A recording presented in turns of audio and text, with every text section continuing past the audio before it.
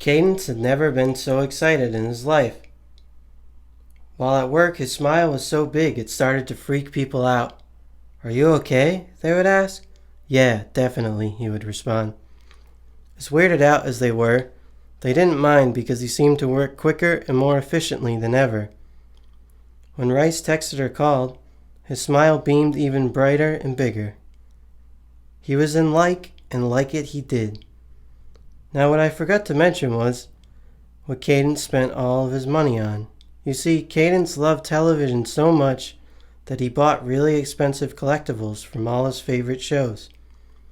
He built additions to his house to fit them all.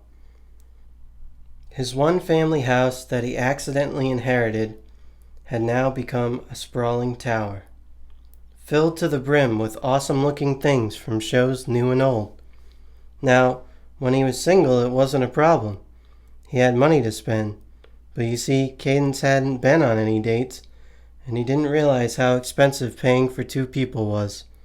When you multiply everything by two, it can quickly come back to haunt you.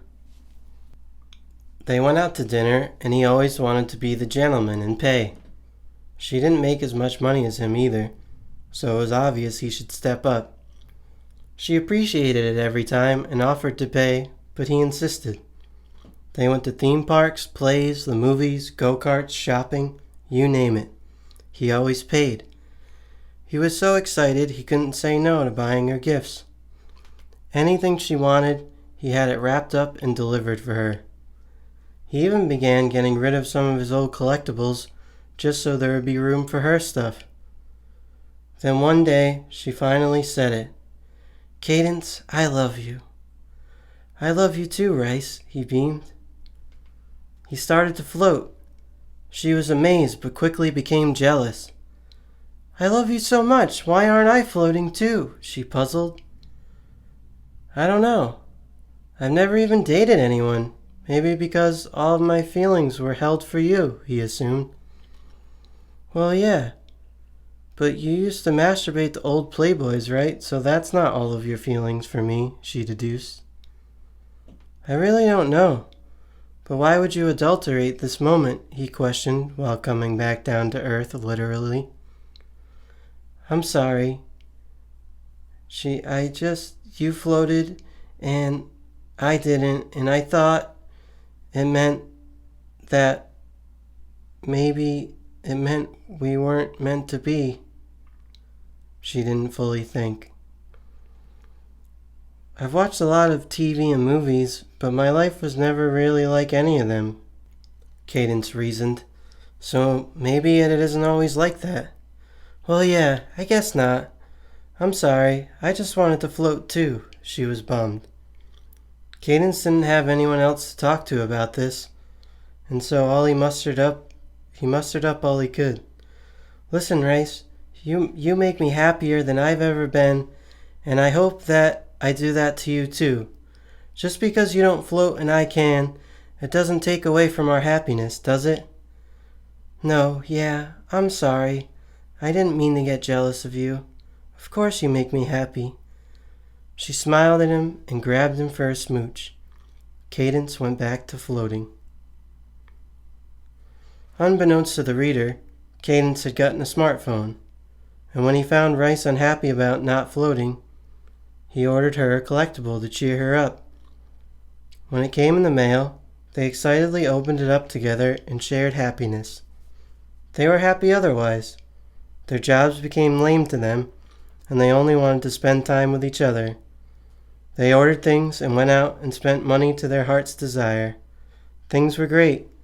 One day they swore that Rice floated too, but they couldn't be sure. Cadence had gone unnoticed so long by everyone else that they didn't really notice him floating when he was with her. She noticed and tried to let it go, but couldn't shake it fully. Cadence noticed this and ordered more gifts, which eased her mind by distracting her and making her happy. He tried to think of more ways to make her float too. In all the years of building, he couldn't come up with anything. One day, he was down in the basement building in his shop, and all he could hear was the rhythmic knocking of the hammer and the buzzing of the saw. He failed to notice Rice was packing up and leaving. He went upstairs and called for her. "Rice?" but received no answer. He walked up and down, room to room, floor to floor, and couldn't find her.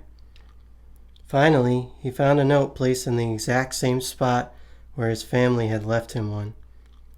It read, "I couldn't float, so I've gone to sink. XO, Rice." Cadence panicked. He ran to his car and drove to the nearest water he could think of. That's when he saw her diving off the bridge. He got out of his car and swam as quickly as he could to her. He dove down, and what he saw made him almost drown. His family's car with their decaying bodies were down in the lake. They were on their goddamn fucking cell phones. His attention was shifted when he saw Rice floating in the water, not moving. He swam to her and brought her to shore. After performing CPR for what seemed like forever, she just lay there. He kept at it, pushing on her chest and doing rescue breaths. He didn't know what else to do.